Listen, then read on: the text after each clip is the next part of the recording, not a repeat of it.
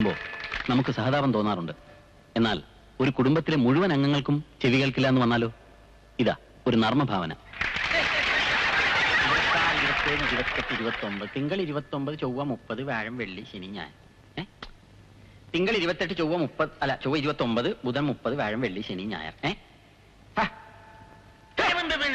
ഞാന് പാർട്ടിയുടെ സംസ്ഥാന സമ്മേളനത്തിന് വന്നതാ. കൂടെ വന്നവർ ഞാൻ പോയി. എനിക്ക് വഴി അറിയത്തില്ല. ഈ കോഴ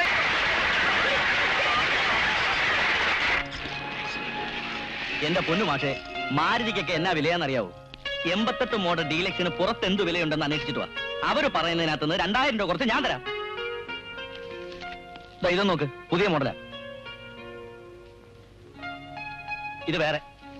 ഇപ്പൊ ബുക്ക് ചെയ്താ 1 മാസത്തിനകം കിട്ടും. ഹലോ ഹലോ, ആരിത്? നിന്നെ ഒന്ന് കാണാൻ പോലും കിട്ടുന്നില്ലല്ലോ. എന്നാ ഞാൻ വരട്ടെ, നാളെ തന്നെ അറിയിക്കാം. ആ മാഷ് നല്ലോണം ആലോചിച്ചിട്ട് വന്നാ മതി. ശരി. കൊള്ളാം. എന്താണ് ചിരിക്കുന്നത്? അതെ അതെ, മഹാരാജാസ് കോളേജിലെ ആർട്സ് ഓഫ് സെക്രട്ടറി, മഹാത്മാഗാന്ധി യൂണിവേഴ്സിറ്റിയിൽ മിമിക്രിക്ക് ഫസ്റ്റ് പ്രൈസ്. ആ ശ്രീനിവാസ മേനോൻ ഒരു കാർ ബ്രോക്കറായിട്ട് ഇരിക്കുന്ന കണ്ട് ചിരിച്ചു പോയതാണേ. വെക്കല്ലേ. നിനക്കൊക്കെ കാർ ബ്രോക്കർ എന്ന് പറയുമ്പോ പുച്ഛമായിരിക്കും. ഒരു വണ്ടിക്കച്ചവടം ചെയ്താൽ കയ്യിൽ എത്ര വരുന്നറിയാം എമൗണ്ട്? ആ എന്തൊക്കെയുണ്ടോ വിശേഷങ്ങൾ? ഞാനൊരു അത്യാവശ്യ കാര്യത്തിന് വേണ്ടി നിന്നെ കാണാൻ വന്നതാ. എന്താ വണ്ടി വല്ലതും? നിനക്ക് വണ്ടിയുടെ കാര്യമില്ല, വേറെ വല്ലതും പറയാനുണ്ടോ? എനിക്കൊരു മിമിക്സ് ട്രൂപ്പ് തുടങ്ങിയാൽ കൊള്ളുന്നുണ്ട്. നീയും എന്നോടൊപ്പം ഒന്ന് സഹകരിക്കണം. ഞാൻ എന്റെ ടച്ചൊക്കെ വിട്ടിട്ട് എത്ര നാളായടാ? അതൊന്നും സാരമില്ല, 2-3 റിഹേഴ്സൽ എടുത്താൽ ശരിയായിക്കൊള്ളും. അപ്പൊ നീ കലാദർശനം നീ പോന്നാ? പോന്നു. എന്താ പ്രശ്നം? പെണ്ണു വിഷയം തന്നെ. അവന്മാര് ശരിയാവും.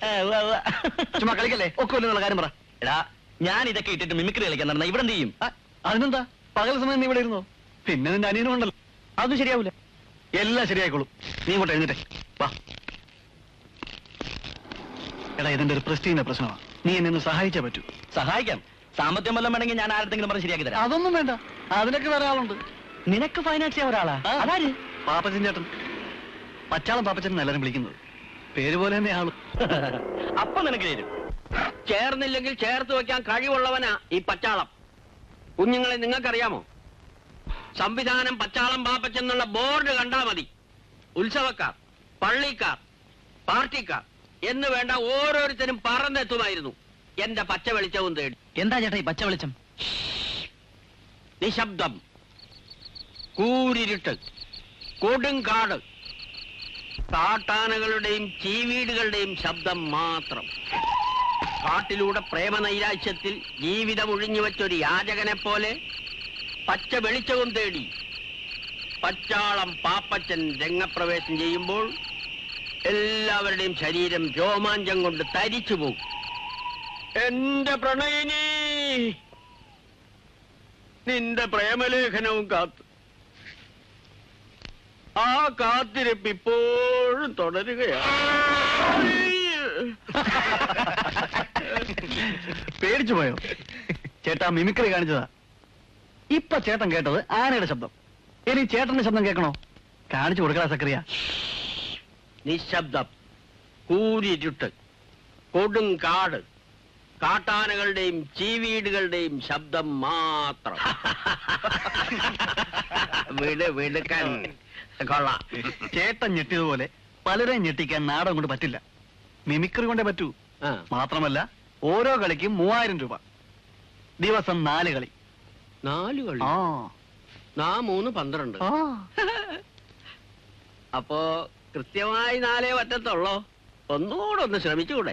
അഞ്ചെന്നൊക്കെ പറയുമ്പോ ശ്രമിച്ചാ കളിക്കാൻ പറ്റും. അപ്പൊ ഞാൻ സമ്മതിച്ചു. ഇനി ട്രൂപ്പിന് നല്ലൊരു പേരിടണം. എന്തിനാ ഇപ്പൊ പുതിയ പേരിടുന്നേ? പേരുണ്ടല്ലോ, പച്ചാളം തിയേറ്റേഴ്സ്. അയ്യേ, നമുക്ക് കലാദർശനമായി സാമ്യമുള്ളൊരു പേരിടണം.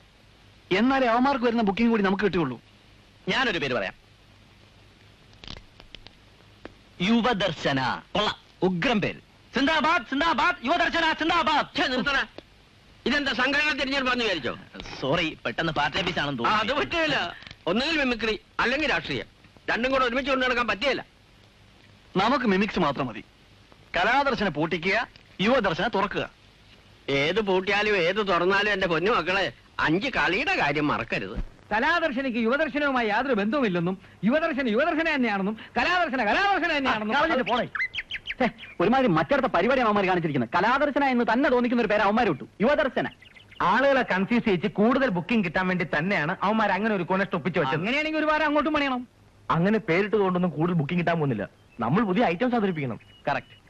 ഇപ്പൊ ഈ സിനിമാ താരങ്ങൾ അനുകരിക്കുന്നത് എല്ലാ അലവലാദികളും ചെയ്ത് ചളമാക്കുന്ന പരിപാടിയാണ്. നമുക്കതങ്ങ് നിർത്താം. അതെ, നമുക്കതിന് പകരം നാടക നടന്മാരുടെ ശബ്ദം അനുകരിക്കാം. സിനിമാ താരങ്ങൾ ജനങ്ങളുടെ ഇടയിൽ പോപ്പുലർ ആയതുകൊണ്ടാണ് എല്ലാവരും ആ ഐറ്റം കാണിച്ച് കൈയ്യടി വാങ്ങിക്കുന്നത്. നമുക്കത് വേറൊരു സ്റ്റൈലിൽ പ്രസന്റ് ചെയ്യാം. അതെങ്ങനെ? എല്ലാവരും ഫിലിം സ്റ്റാർസിന്റെ ശബ്ദം അനുകരിക്കുമ്പോൾ നമ്മൾ അവരുടെ പാട്ട് സീനിലുള്ള അഭിനയം അനുകരിക്കും.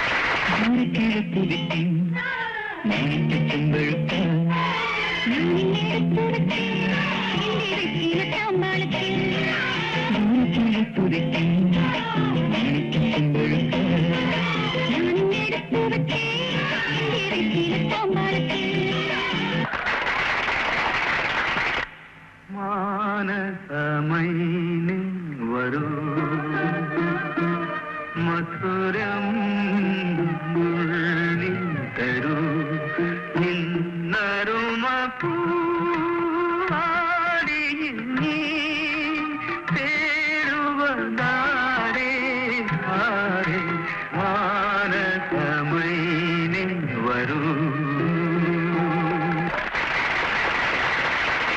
പച്ചക്കിളി മുത്തുച്ചരം മുല്ലൈ കൊടിയാറ് പച്ചക്കിളി മുത്തുച്ചരം മുല്ലൈ കൊടിയാറ് പാവൈ എന്നും പേരിൽ വരും ദേവൻ മകണി ചന്ദനല്ലേ പട്ടുഗന്ധം ചൂടിയതാറ് കാറ്റ് കാമിനിയോ ചന്ദനല്ലേ പട്ടുഗന്ധം ചൂടിയതാറ് കാറ്റ് കാമിനിയോ മൈവണ്ണത്തെത്തി തുറന്നു കൊടുത്തത് യൗവനമോ ഋതുദേവതയോ യൗവനമോ ഋതുദേവതയോ ചന്ദനല്ലേ പട്ടുഗന്ധം ചൂടിയതാറ് കാറ്റ് കാമിനിയോ തിളക്കമേ കയ്യത്തട്ടി പുതുരാഗത്തെ നെട്ടിക്കട്ടു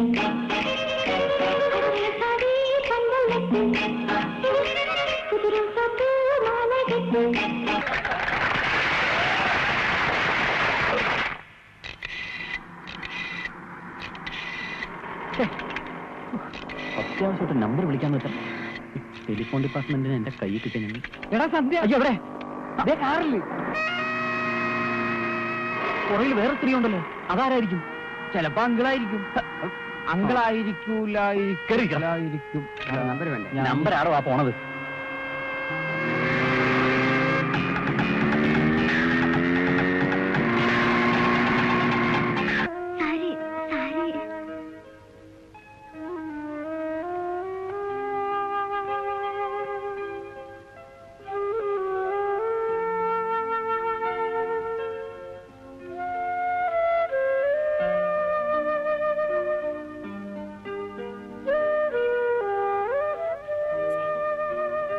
നീ ചെല്ലടാ, മിണ്ടായിരിക്കും.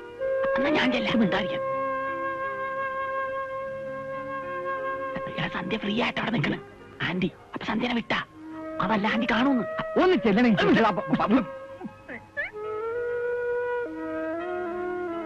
ഇവിടെ വാ, മിണ്ടാ. അയ്യോ, എന്താ വേണ്ടത്? സോറി, പിന്നെ ഒന്നുമില്ല. ജെട്ടി വേണം. എത്ര എണ്ണം വേണം? അത് ഒരു 7 എണ്ണം. 7 എണ്ണം എന്തിനാ? എല്ലാം കൂടെ ഒരുമിച്ചിടാൻ പോണം. അതല്ല, പിന്നെ ഒരാഴ്ചയിൽ 7 ദിവസമില്ലേ? ഓരോ ദിവസവും ഓരോന്ന്. അപ്പൊ എനിക്ക് 12 എണ്ണം വേണം. അതെന്തിന് 12 എണ്ണം? എടാ, കൊല്ലത്തിൽ 12 മാസങ്ങളില്ല. ഓരോ മാസം ഓരോന്ന്. അയ്യേ, എത്ര ദിവസമെന്ന് വെച്ചാ മല്ലിക ഇവിടെ നിർത്തുക? നീ പോയൊന്ന് നളിനാക്ഷനെ കാണണം. പറഞ്ഞ സമയത്ത് രൂപ കൊടുക്കാൻ പറ്റാത്തത് നമ്മുടെ തെറ്റ് തന്നെയാ. എന്ന് കരുതി കല്യാണം കഴിച്ച പെണ്ണിനെ ഇക്കാലത്ത് ആരെങ്കിലും വീട്ടിൽ കൊണ്ടാക്കുവോ? അതൊക്കെ പറഞ്ഞിട്ട് എന്താ കാര്യം? നമുക്ക് അവളുടെ ജീവിതമല്ലേ മോനെ വലുത്. അവളെ വിളിച്ചുകൊണ്ട് പോകാനുള്ള ഏർപ്പാട് നീ ഉണ്ടാക്കണം. അധികം വൈകാതെ എങ്ങനെയെങ്കിലും രൂപ എത്തിക്കാമെന്ന് നീ നളിനാക്ഷനോടൊന്ന് പറഞ്ഞു നോക്ക്.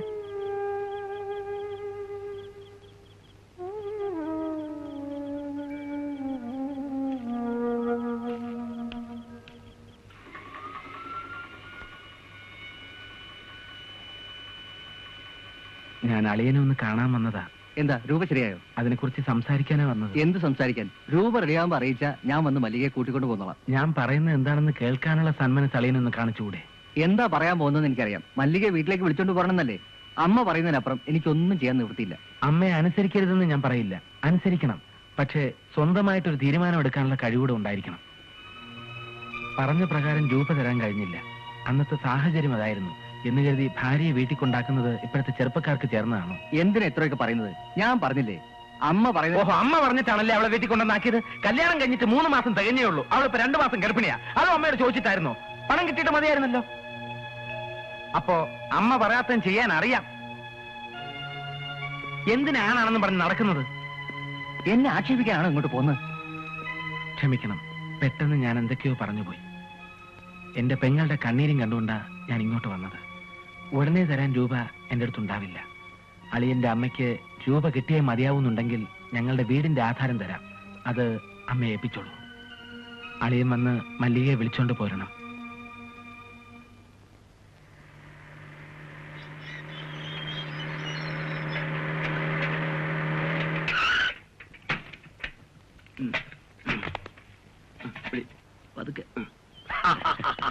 വാലേക്കും സലാം.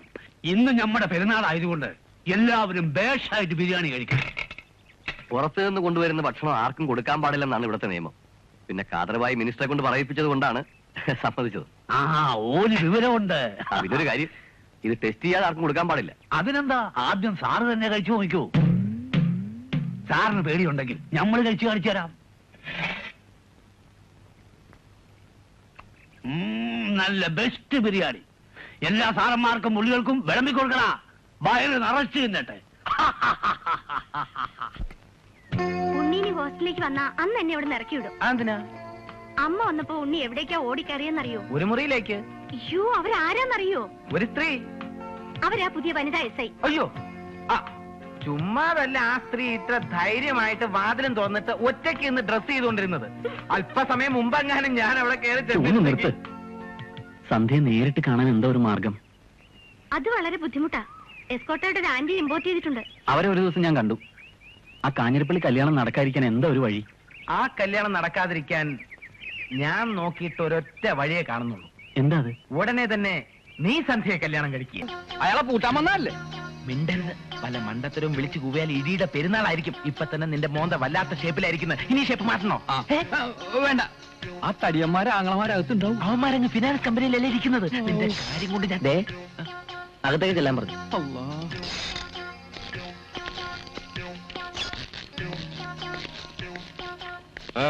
എന്താ? ഞങ്ങള് കലാദർശനിൽ നിന്നും വരുന്നവരാ. പിരിവിനായിരിക്കും. സാധനം തരത്തില്ല. കാലണ കിട്ടിയിട്ട് എന്തിനാണ് പോ? അതല്ല, പിരിവിനല്ല, മുതലാളിയോട് ഒരു പേഴ്സണൽ കാര്യം ഡിസ്കസ് ചെയ്യാൻ വന്നതാ. ഇരിക്കൂ. വേണ്ട, ഞങ്ങളിവിടെ ഇരുന്നോളാം. എന്താ? ഞങ്ങളുടെ കൂടെ ഒപ്പം ഉണ്ടായിരുന്ന സാബുവിന് മുതലാളിയുടെ മോള് സന്ധ്യയുമായിട്ട് അല്പ താല്പര്യം ഉണ്ടായിരുന്ന കാര്യം അറിയാമല്ലോ. തറക്കണ്ട അച്ഛനോട് മുതലാളി ഇതേക്കുറിച്ച് പറഞ്ഞപ്പോ അച്ഛൻ അവന് ഒരുപാട് വഴക്കു പറഞ്ഞു. ഇത്രയധികം പണവും പ്രതാപവും സൗന്ദര്യമുള്ള ചെറിയ അച്ഛൻ മുതലാളിയുടെ മകളെ പ്രേമിക്കാൻ തനിക്ക് എന്ത് യോഗ്യതയാണുള്ളതെന്നും പറഞ്ഞ അവൻ പൊട്ടി പൊട്ടി കരയാണ്. കരച്ചിൽ നിർത്താനുള്ള ഒരു ഗുളികയും കൊടുത്തിട്ടാ ഞങ്ങളിപ്പോ ഇങ്ങോട്ട് പോകുന്നത്. സന്ധ്യയുടെ കാര്യത്തിൽ അവൻ ഇപ്പോഴും അത്രക്ക് ഫീലിംഗ് ഉണ്ട്. അത് തെറ്റായി പോയി എന്നുള്ള ഫീലിംഗ്. അവന് മസ്കറ്റിൽ ഒരു ജോലി ശരിയായിട്ടുണ്ട്. 14-ാം തീയതി അങ്ങോട്ട് പോവുക. നേരിട്ട് വന്ന് മുതലാളിയോട് കുറ്റസമ്മതം നടത്തണമെന്ന് സാബുവിന് ആഗ്രഹമുണ്ട്. പക്ഷെ ഫേസ് ചെയ്യാനുള്ള ശക്തി ഇല്ലാത്തതുകൊണ്ടാണ് ഞങ്ങളെ ഇങ്ങോട്ട് പറഞ്ഞയച്ചത്. പിന്നെ ഇനി മുതലാളി അവനെ കുറിച്ചോർത്ത് മനസ്സ് വിഷമിപ്പിക്കണ്ട. മനസ്സമാധാനത്തോടെ സാവധാനം സന്ധ്യയുടെ വിവാഹം നടത്തിയാൽ മതി. ഇപ്പോഴെങ്കിലും നല്ല ബുദ്ധി തോന്നിയല്ലോ. അതുകൊണ്ട് എനിക്കൊരു ജോലി ഒഴിവായി കിട്ടി. പിന്നെ ഞങ്ങളെ കല്യാണം വിളിക്കണം. കല്യാണ ദിവസം നമുക്ക് കലാദർശനയുടെ മ്യൂസിക് പരേഡ് നടത്താം. ഏതായാലും സന്ധ്യയുടെ കല്യാണം കലക്കണം, ഗംഭീരമാക്കണം. ഞങ്ങൾ ശത്രുക്കളല്ല, മിത്രങ്ങളാണെന്ന് സന്ധ്യയുടെ ബ്രദേഴ്സിനോട് കൂടി ഒന്ന് പറഞ്ഞേക്കണം. എന്നാൽ ഞങ്ങൾ ഇറങ്ങട്ടെ മുതലാളി? ഇരിക്കണം, ചായ കുടിച്ചിട്ട്. വേണ്ട, ഇപ്പൊ തന്നെ ഞങ്ങളുടെ മനസ്സ് നിറഞ്ഞു. ഇറങ്ങിക്കോട്ടെ. നിന്റെ നമ്പർ കളിക്കടാ. എന്താ നമ്പർ എത്രയാണെന്ന്? മുതലാളിയുടെ ടെലിഫോണിന്റെ. 44346. ഞാൻ പറഞ്ഞില്ലേ നമ്പറിന് മാറ്റമില്ലെന്ന്. നമ്മളെ പേടിച്ചിട്ടായിരിക്കും അവനെല്ലാം ഉപേക്ഷിച്ച് ഗൾഫിൽ പോകുന്നത്. ഏതായാലും ഇപ്പോഴാണ് എനിക്ക് മനസ്സിന്റെ സമാധാനമായത്. ഒന്നുമില്ലെങ്കിൽ അവനും സന്ധ്യയും തമ്മിൽ അടുപ്പമാണെന്ന് നാട്ടുകാരറിഞ്ഞ കുറച്ചിലാർക്കാ നമുക്കാ. ഇനി ഇപ്പൊ കാഞ്ഞിരപ്പള്ളിക്കാര് പറഞ്ഞതുപോലെ പെരുന്നാൾ കഴിഞ്ഞിട്ട് മതി കല്യാണം. സാബു ഗൾഫിൽ പോയാൽ തന്നെയും ഇവളുടെ മനസ്സിൽ ഇപ്പൊ എന്താണെന്ന് ആർക്കറിയാം? ഓ, അവൻ ഇവിടുന്ന് പോയാ പിന്നെ കുറെ കഴിയുമ്പോ താനെ അവൾ അതങ്ങ് മറക്കും എന്ന് കരുതി ഇവളെ ഒന്ന് സൂക്ഷിക്കുന്നതല്ല. ആ തൽക്കാലം അവൻ ഗൾഫിൽ പോകുന്ന വിവരമൊന്നും അവൾ അറിയണ്ട. ആ പിന്നെ ഒരു കാര്യം, നമ്മൾ കൂടുതൽ സ്ട്രിക്റ്റ് ആകുമ്പോഴാ അവക്ക് വാശി കയറുന്നത്. അതുകൊണ്ട് ഇനി അവക്ക് പുറത്തേക്ക് ഇറങ്ങാനുള്ള സ്വാതന്ത്ര്യം കൊടുത്തേര്. അച്ഛൻ എന്നതായി കാണിക്കുന്നേ? എന്നതാടാ അത് മുഴുവനൊക്കെ തീർത്തോ?